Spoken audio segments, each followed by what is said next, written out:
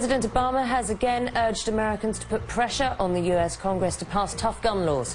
Mr. Obama is currently in Connecticut, where 26 schoolchildren and adults were killed in a mass shooting in December. He's pushing for stronger background checks for gun buyers and said that Connecticut's vote on the issue is a perfect model for Congress.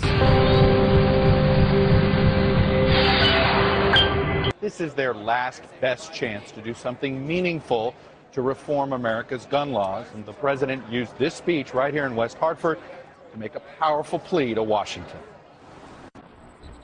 On a mission to rekindle the emotional spark that connected Newtown with all of America in December, the president renewed his plea for gun control. This is not about politics.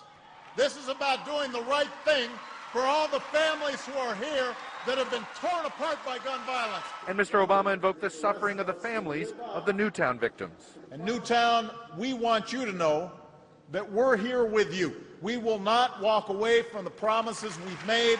We are as determined as ever to do what must be done. Many of those families made their own emotional pleas Sunday night on 60 Minutes. Every time, you know, it's somebody else's school, it's somebody else's town, it's somebody else's community, until one day you wake up and it's not.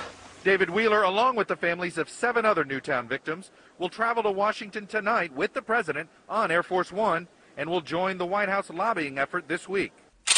It's an orchestrated media campaign designed to restore the moment for reform and counter the efforts of the pro-gun lobby, which had stalled that momentum.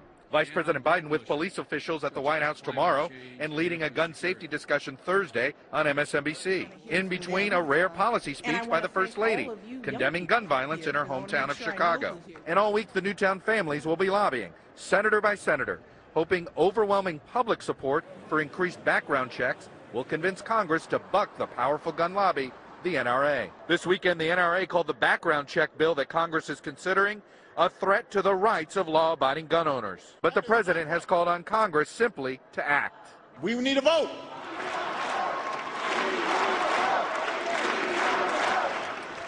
And while it's unclear when they're going to get that vote, Brian, the president made a plea to gun owners, saying he believes in the Second Amendment, that he understands their rights and understands why they want to own a gun. He is simply trying to stop random violence, Brian.